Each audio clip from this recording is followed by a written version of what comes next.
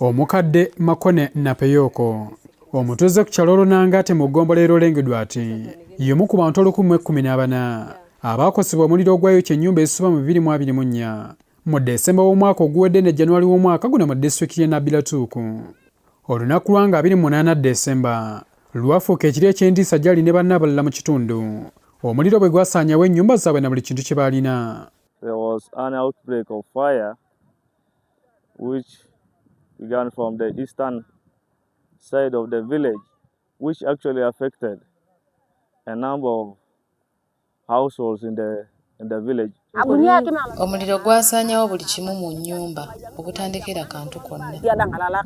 Omuliro okukwata Napeyoko yali mu nnyumba agenda okufuluma ebweru nga buli wakuba eriiso gubombojja.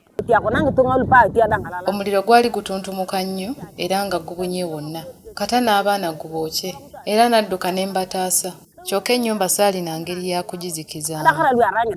Ono ne bazzukulu be 10 bali mu mbeera ya kusoberwa kubanga naawe okusula wakuwammanta era olumu basula mu mpewo nga babuliddwa abawa obubuddamu.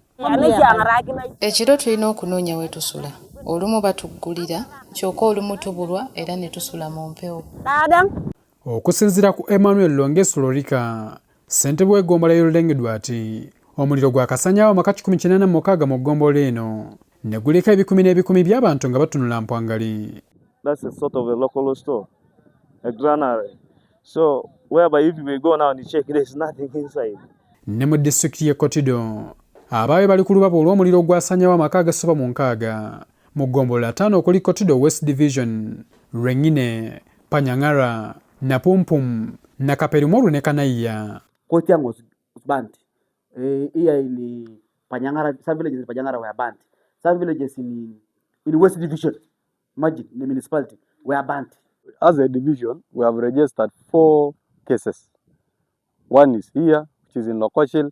We have another one in Oyaktoy. We have another one in Tesio. And the last one in Lolet Koyan. Omuliro ogumu kigambibwa nti gwakolezebwa abaana abaalekebwa waka ne batandika okuyiga emmese okufuna ekyokulya kyokka wakati mu kwokya emmese omuliro ne gukwata ennyumba paka kusaanawo.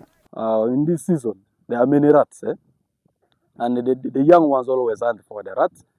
So when they find, they get some fire. That's why you see the whole of this place burned like this.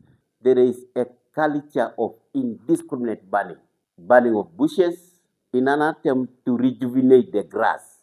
But these fires have devastated areas, including recently some homes were destroyed.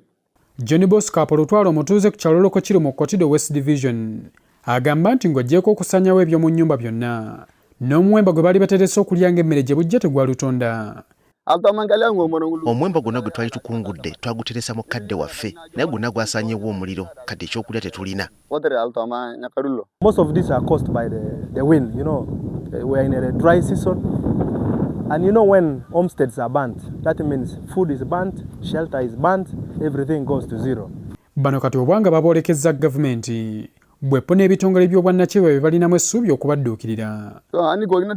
Tusaba gavumenti eveeyo etuyambe kubanga tulinga abakomye banaafa basenguse ne bagenda okunoonya ekyokulya. My message to the Prime Minister, the Minister of Disaster is please come and rescue the NRM children, come and rescue the people of Kotido, the people of Karamoja. Ekitundu ky'e Karamoja okumala emyaka n'ebisibo kitubagidde ebizibu by'ebbula ly'emmere olw'embeera y'obudde etebaganya kulima. Kati nga bwe kyegattiddwako omuliro ogwasanyizaawo buli kimu oyinza okugamba nti kajjamponi yabalagadde mu bbwa era beetaaga okuyambibwa mu mbeera zonna. Habat Kamoga, NTV ya Kawungezi.